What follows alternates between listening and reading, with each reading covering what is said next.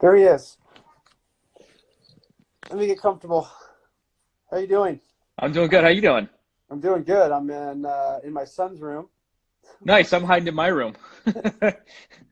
I wanted to change it up a little bit. Usually I'm down in the kids' playroom, Yeah. but today I'm like, oh, I'm going to go upstairs and change it to set. So now we're in hmm Gus's room. Nice. So here we go. So everybody, I'm sure you know this is Aaron Dill. So Aaron is Vokey Wedge rep on Instagram. He is what I like to call Bob Vokey, Junior. Does a lot of work, all the work with the tour players out for Titleist on out in the tour van out there. He's a wedge expert, good man all around, good human being. That is Aaron Dill. Aaron, thank you for coming on with us. I appreciate it. Thanks for having me. You're taking some of the monotony out of the day, which is good. Ah, It's good to have something to do and God. talk golf again. I will say this, Johnny. It's been really nice. The golfing community's been really good about this. Just kind of like supporting each other, keeping golf alive, even though we can't get out and play it.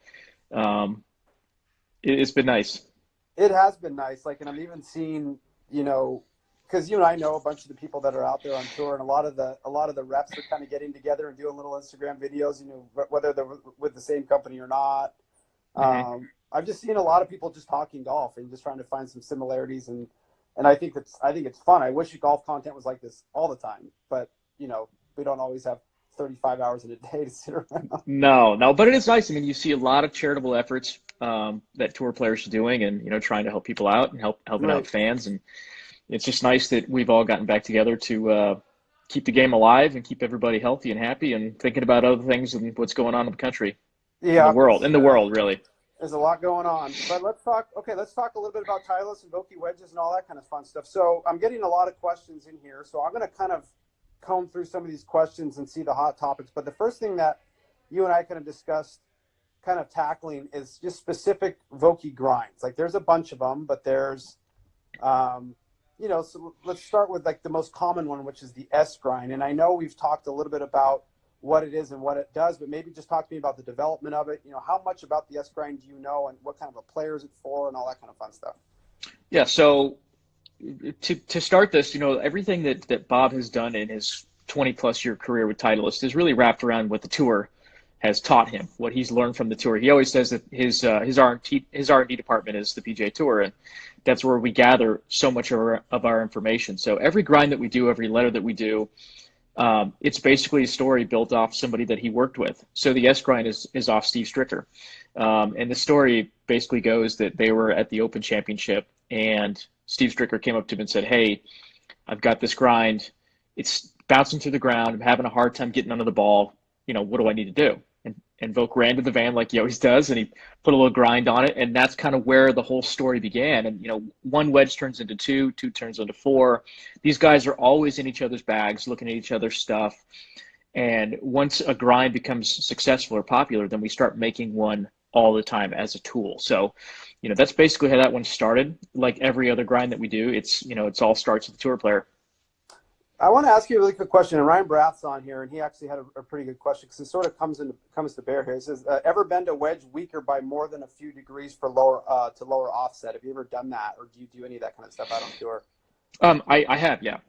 Okay. And I've been asked that question several times, and that's why I think a lot of manufacturers now are building wedge matrices at 2 degrees different. You've got 46, 48, 50, and so on, is to eliminate having to do those sorts of things. And I think over time, as you've looked at how wedge development has gone on, less and less offset is creeping into our golf clubs. It's just become Right. more of a desired look. Have I bent a wedge more than 2 degrees weak or strong? Yes, I certainly Okay. have. I've got a handful of players who do that now. Scott Piercy's one of those guys who goes 2 and 3 degrees weaker on all of his stuff because he wants less offset, but he also wants to see lines meet up, and then he also wants a little bit more bounce occasionally or a little bit less bounce. So it's all kind of finding this chemistry set of things where we're trying to find the perfect combination. Let's talk about offset really quick, a little bit more, because back in the day, like if you take like a Wilson R90, some old McGregor wedges, some old Wilson wedges, some of those wedges had quite a bit of offset built into them already. Like, some hmm of them actually did. And talking to some of the guys out on tour, offset was something that they liked because I think Phil Mickelson said it. He liked a little bit of offset in a wedge because he felt like he could hold it on line a little bit better. It's like he had a little bit more time to keep the ball on line. It was a ball flight thing. It wasn't necessarily an interaction thing. So what's your opinion on offset and wedge? Is there a version of too much, too little? Like, what do you prefer? So I'd say nowadays more than ever we see less and less of it. Of the Champions Tour players that I still work with, those guys still love it. It's what they're used to seeing. Today's modern golfer, your Justin Thomas, and your Jordan Spieth, those guys want to see less. Jimmy Walker stuff, straight as an arrow. But I think that when offset comes into conversation, there are a handful of things that we think about first. The first thing is the visual aspect. Okay. Guys either like to look at it or they don't. And so sometimes we'll add it based on that. The other thing is I think there are two performance benefits.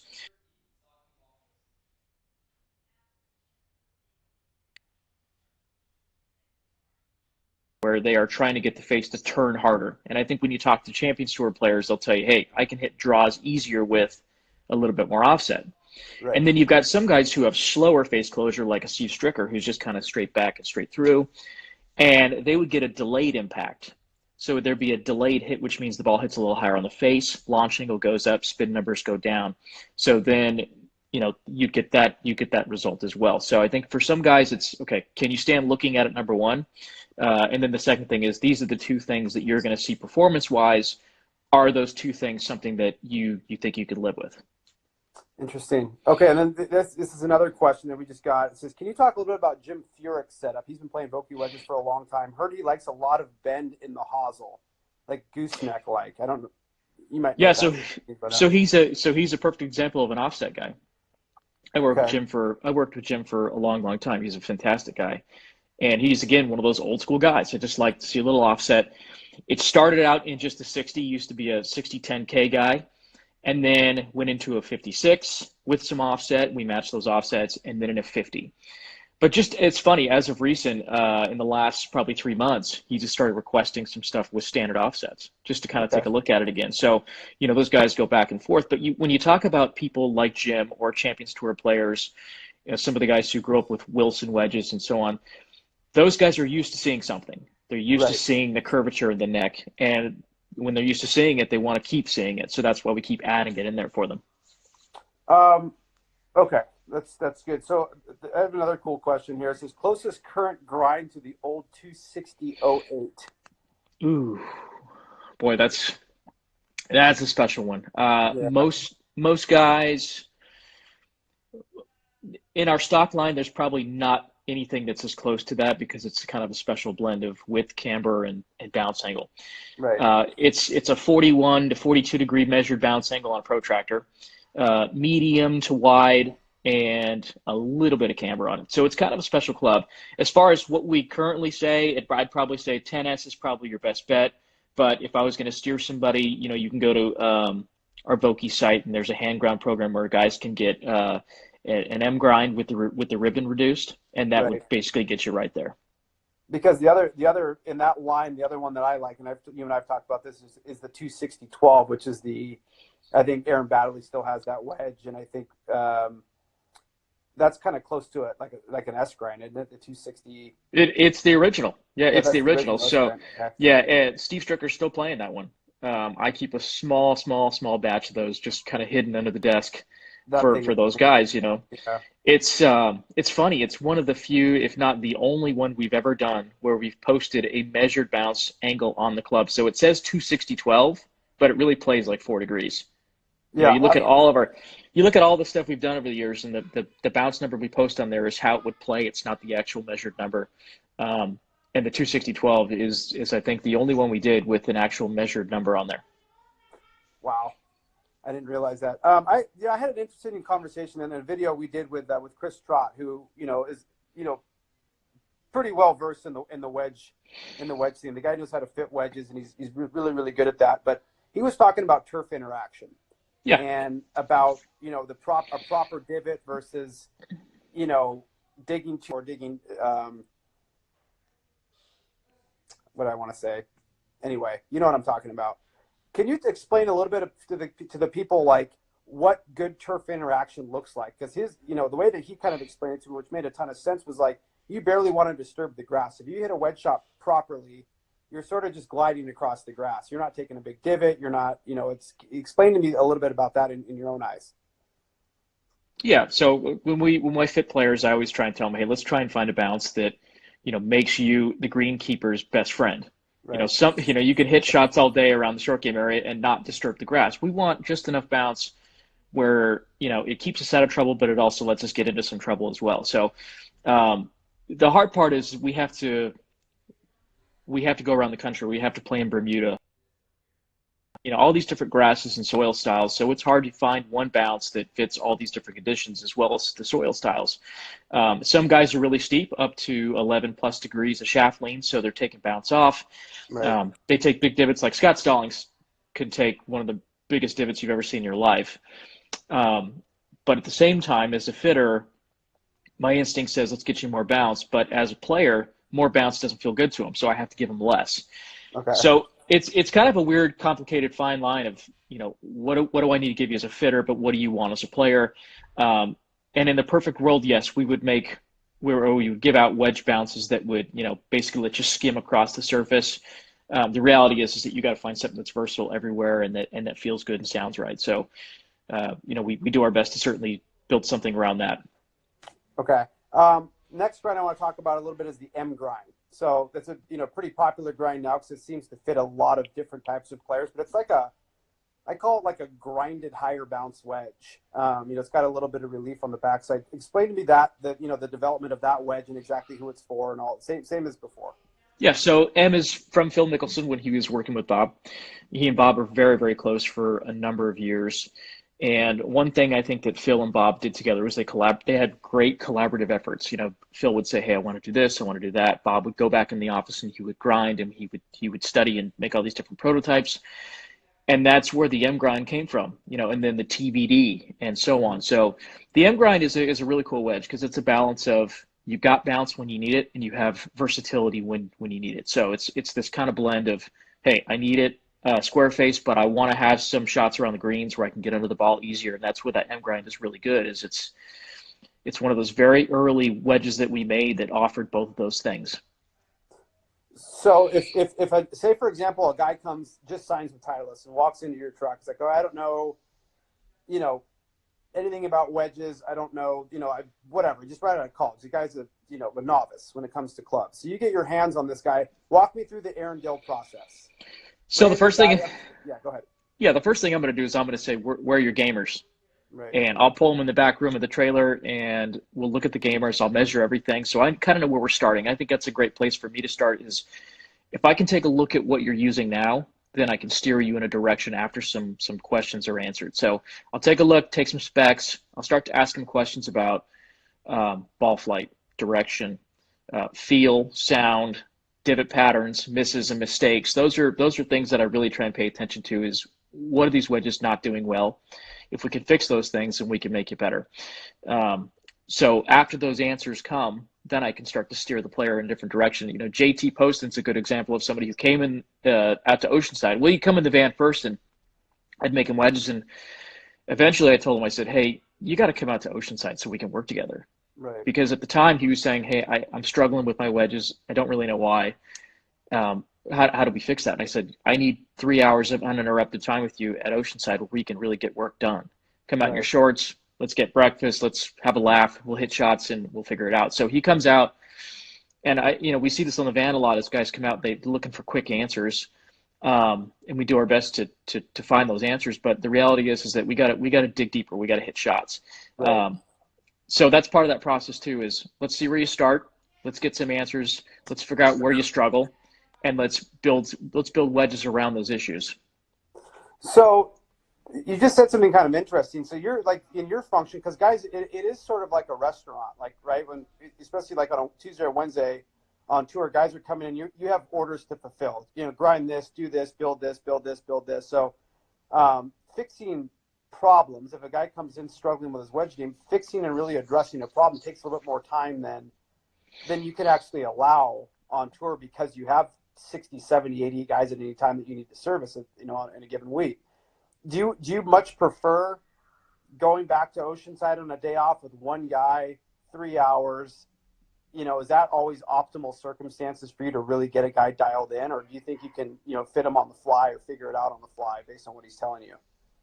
I mean, over the years of doing this job, I've been pretty good at diagnosing issues. So if it's something simple like, hey, it's a bunker issue, it's a short game issue, whatever it may be, we can come up with a solution in the Monday, Tuesday, Wednesday part of that week before they go out and play golf. But the reality is that our best work is done when we get uninterrupted time at a place like Oceanside, TPI, where we can Right. get guys out and we can just have them relax and hit balls and we can talk. That's where our best work is done. And that sort of sets the tone for the year because I've already seen him hit shots, I already know his issues. We're building wedges based on those issues. Now those guys can freely go out and play golf and kind of let their mind relax and just go focus on what they're there to do, which is just be successful playing in these tournaments. Right. Our best work is done when it's just us in a quiet environment where I can study. Okay. Those guys get a deeper understanding as to why they need what they have. And I get a better understanding of what they need and how I can be better at my job in the engineering and design aspect. So, we get work done together in that way, and everybody gets better. Do the best guys that you work with? This is kind of let me figure out how to ask this. The great wedge players that you work with, do they feel with their eyes, their ears, or their hands, or is it a combination of the three? Because I've heard, some guys that are great wedge players feel like they know if they hit a good shot by the way it sounds. Nothing to do with their hands. They can just tell by a certain sound I clipped that one. Right? I'm doing it well. Some guys are in their hands like Tiger's all in his hands, and some guys have to look up and see it come through a certain window at a certain speed, and they know they're hitting a wedge as well. What do you think about those three senses, and what do the great players do that you notice? Like, is it eyes, ears, or hands? It could be kind of a dumb question. I'm just curious. No, it's a great question because I think when you talk about the best players in the world, they use all of those senses to select wedges. The sound plays a huge part in what guys are looking for. There's that perfect sound of when a wedge hits the ground and the ball at the same time, or when when the ball hits the face and it leaves and then the divot comes off. The sound of everything. So they're listening for things. The other part of it is the feel through the ground. Right? Does it feel fast? Does it feel slow? Is it sticky? Whatever it may be, whatever they want to feel, that's a huge part of it as well. Even though they may have hit a quality shot, if it doesn't leave the face and feel like it's going through the ground properly, that can turn players off as well. So they're using all their senses to try and select what works best for them every single week. And that's the hard part of my job is if it's a custom grind, trying to duplicate those things every single time they need a replacement wedge. That's a tough thing to do, but they use all their senses to try and find something that they know will work.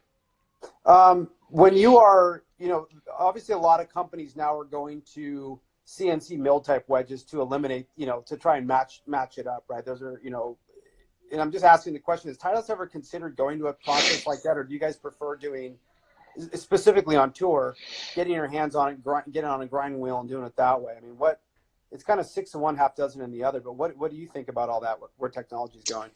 Yeah, I've been begging Bob to let me put a CNC machine inside the trailer, but to kind of slow my days down a little bit. Right. The reality is that I have the privilege of working with 70 to 95 players a week, and I need to be quick. I need to be running around getting things done. Do we discuss things like that? We do. We talk about things all the time. We never rush anything. You've been inside a tour van or two, I'm sure, and you know that there just isn't a lot of room for certain things like that. We certainly talk about trying to figure out ways to be better at duplicating product. But the reality is that from week to week, players change and grinds change. And what I make 1 week for one guy might be different the next week and the next week and the next week until you find something that they can use all the time. At some stage, I know we're going to get better at this in that aspect of replication, probably to a point where I might not need to be on the grinding wheel as much anymore. But until that day comes, it's important that I am on there. And that makes me better at the design part of it too, because I can't learn if a machine's doing my job for me. I need to be out there to do it myself so I can take that information back. Well, right. It also allows you to, I guess in your job, there is a personal touch. Like there is a craftsmanship to it all too. And I feel like you, because you have so many players, I mean, let's be honest, Titleist has more wedges in play than anybody by far. It's a big number, but putting your hands on a wedge and grinding it down, and it also gives you the ability to make a few mistakes, which ultimately helps in R&D and helps this work. This didn't.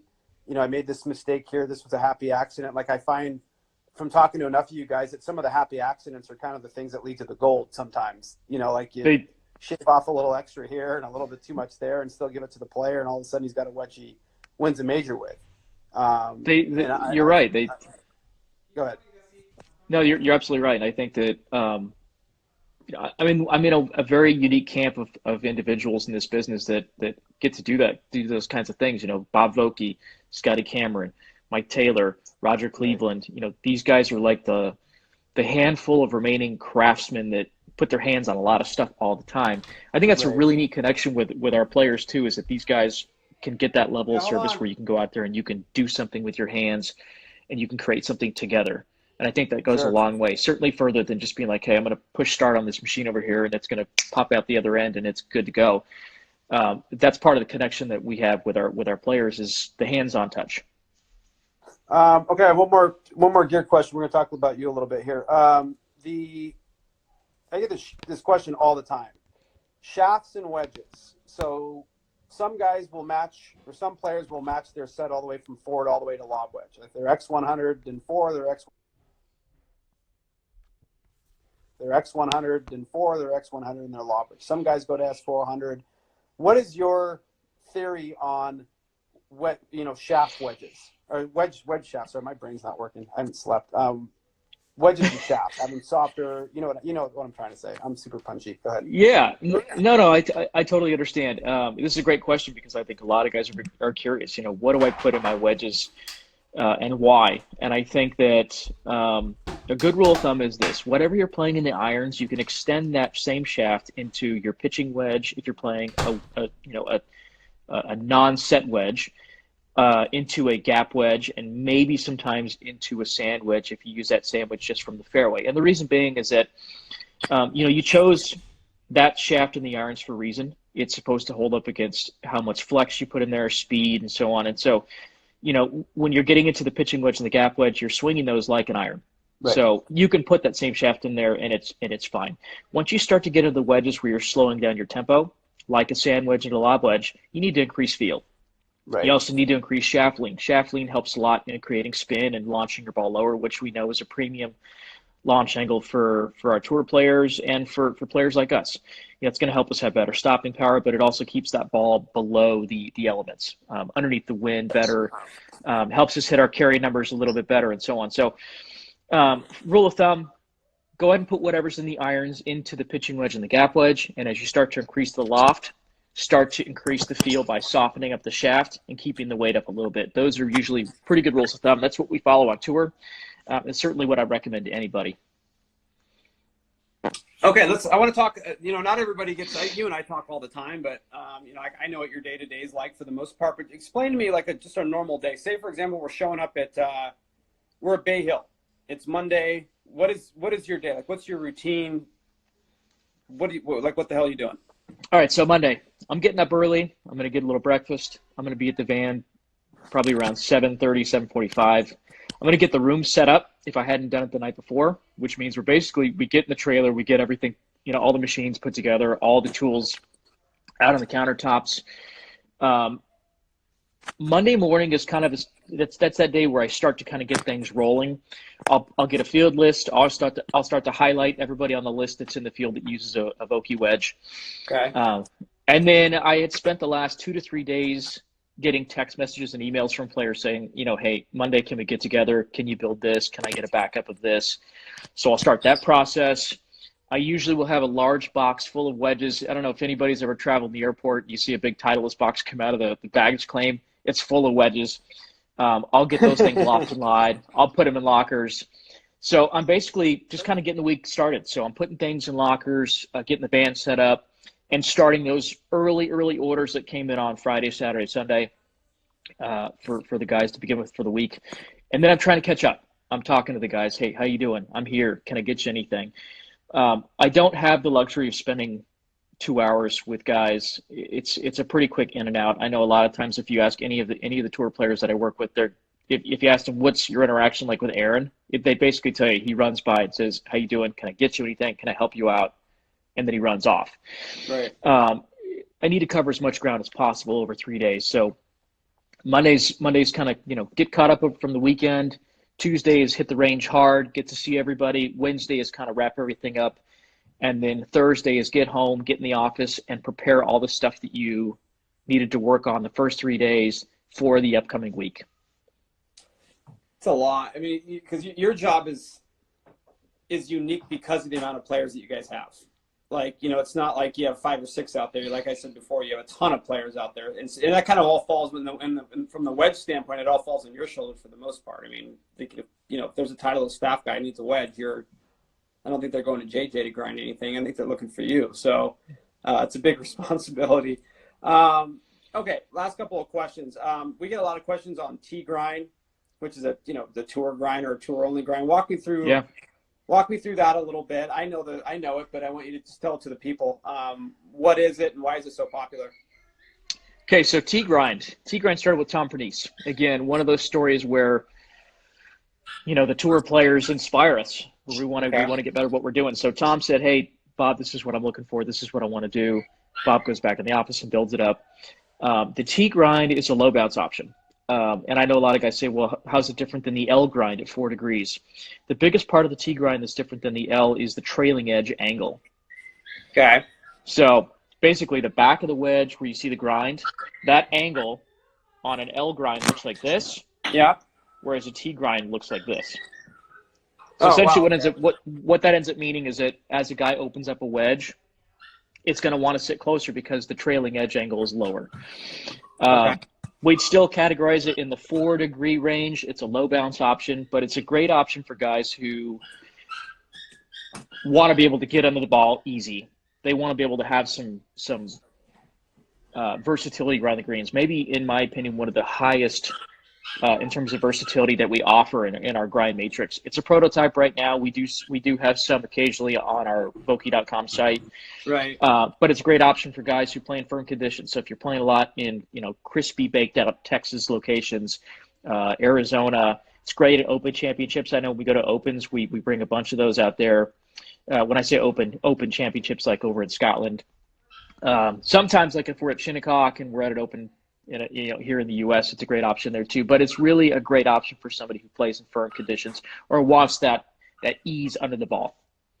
Okay, so everybody, that's the T grind. Because I get DMs on that all the time. Like, ask Aaron about the T. I'm just like, okay, I'll ask him. Yeah. So this is a great question, actually. Wesley Coach, it says, suggestion for seniors for wedge shafts for players playing graphite throughout their set. Stay graphite or go steel to keep club feeling lightweight? Thanks. That's actually a really good question. That is a good question because that's the opposite of the tour shaft selection. It's on the softer side, and I think this could also translate into women's sets as well. Is right when you're getting into that slow of a tempo or that slow of a swing speed, you can basically, in my opinion, put that shaft that's in the irons all the way through the wedges. And it should be fine. Once you get into that slow a tempo, it's important that you obviously keep the club soft and flexible, but you also keep it on the lighter side because we want to help keep that club head speed up. If we put them in something really heavy, it's going to stiffen up a little bit, but it's also going to slow down some of that tempo, and guys might struggle with carry numbers. So, in that slow of speed, you can use the same thing all the way through. One of the other questions that we just got here is, why aren't Vokey wedges forged? It's a good question, and we get asked that a lot.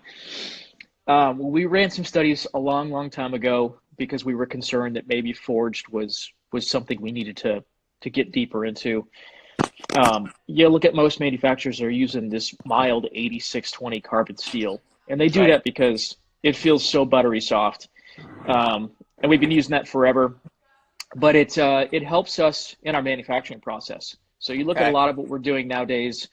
We are incorporating a lot of technology into our product, and casting 8620 into what we're doing frees us up to be more creative in how we design and how we incorporate technology into our stuff. So that's part of the process. I don't want anybody to think that we do it to try and cut corners. That's not the case at all. Bob Vokey would tell you, I don't compromise feel and I don't compromise looks. Those are the two things that we never compromise. If he ever felt like forged was the better feeling product, we'd have forged all day. But it's really a combination of how does it feel, how does it look, and can we incorporate technology into it? And that's what the 8620 and the casting helps us do. Okay. You've already answered this question for me, but I'll ask it for this thing. Best wedge player you've ever seen? Oof. Best wedge player I've ever been around? Brett Rumford. He's so good. And to be completely fair, there are so many good ones like Jordan Spieth, Justin Thomas. Right. Those guys are incredible. But there are some guys who just ooze comfort with a wedge, and Brett's one of those guys. And he just makes a wedge look so natural. You're like, because you were the first person that, because I used to watch him on like the Golf Channel at 3 a.m. He playing like the Aussie Open or something like that. He was a good player back in the day. Rumford was, and I didn't realize how good of a wedge player. But then little by little, as I got into this job, his name would pop up about wedges, and then you said that he was the best that you had seen like up close, like just with a wedge and the shots he could hit.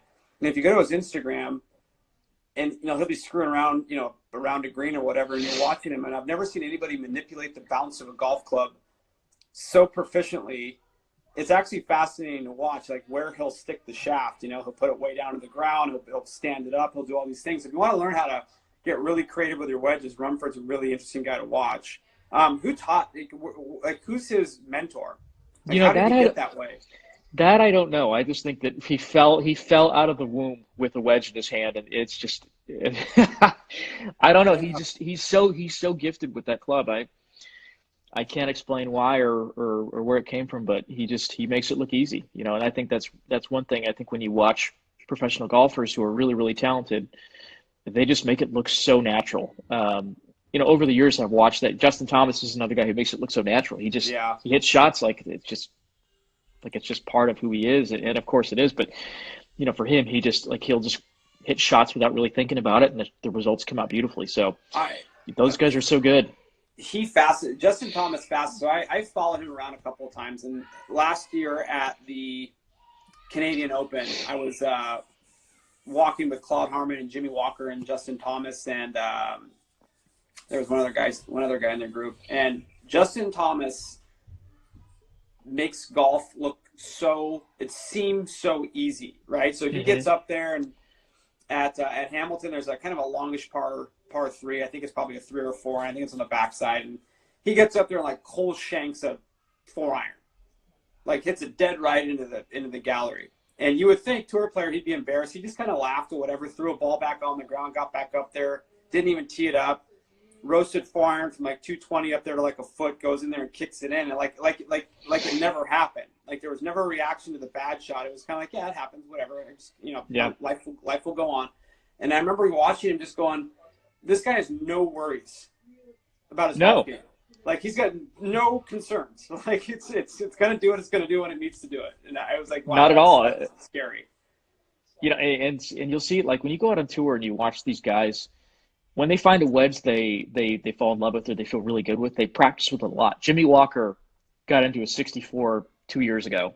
Yeah. And I'll never forget, he called me, it was like 2 years ago, it was in December, and I think he was just hanging out in his backyard. He was hitting shots, and he goes, I kind of want to try 64. And I was like, okay, cool. Right. Thinking he wouldn't really use it. So I make him one, and he texts me back. He goes, that's really good, but I need it to be a little bit different. Can you take some bounce off? So I did it. And fast forward, we're working at the Waste Management, and have you been out to TPC Scottsdale? I've not since I've gotten this job, but I've been out there. Yeah, I don't remember much of it though. It was back when the crow's nest was still behind 16.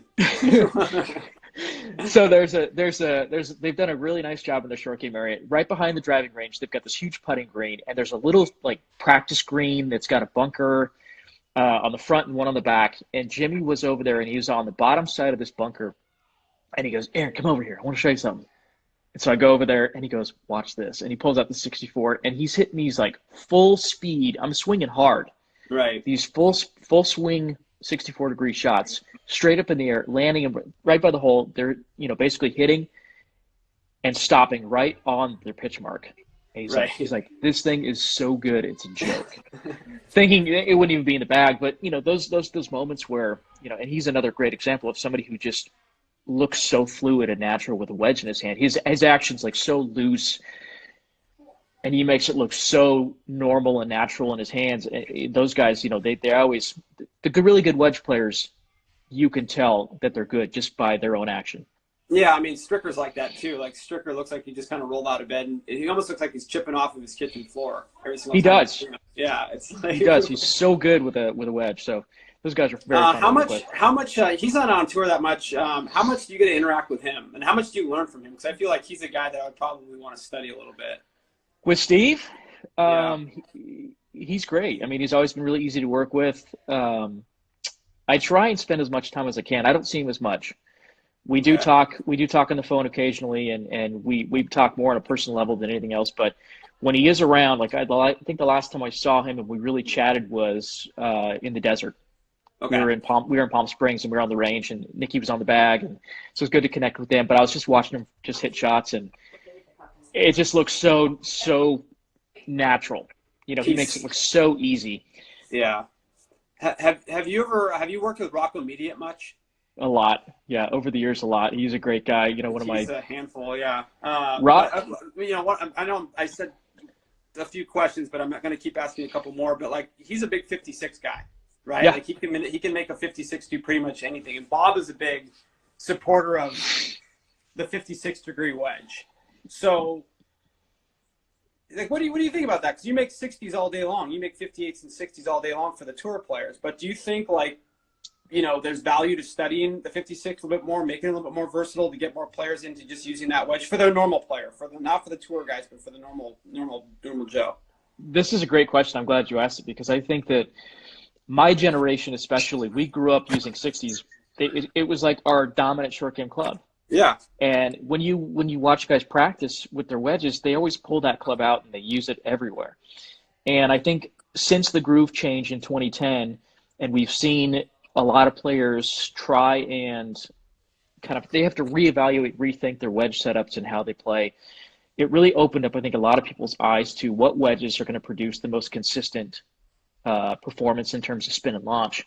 Right. 60s, they spin. I mean, they slip, the ball hits and slides, and you get inconsistent launch numbers. And while they're really good at creating lift and they can create some great stopping power, they are inconsistent whenever you put debris and moisture and things like that in between the ball and the face. And so a lot of times when we get into situations like when we get to Florida and we get into this grainy Bermuda, I always encourage guys, because they come up and they go, oh man, my 60's digging too much. I can't use it. I don't understand what's going on. How do I fix it? Can we do more bounce? I go, yes, we can, but it's going to change everything else about what you like about this club. Right. Let's maybe go in a different direction.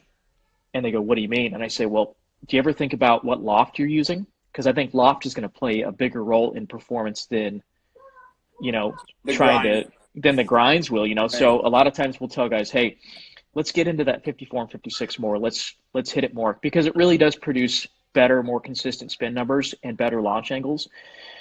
Rocco, being in the generation of some of these guys who are used to the offset, are, used to using less loft.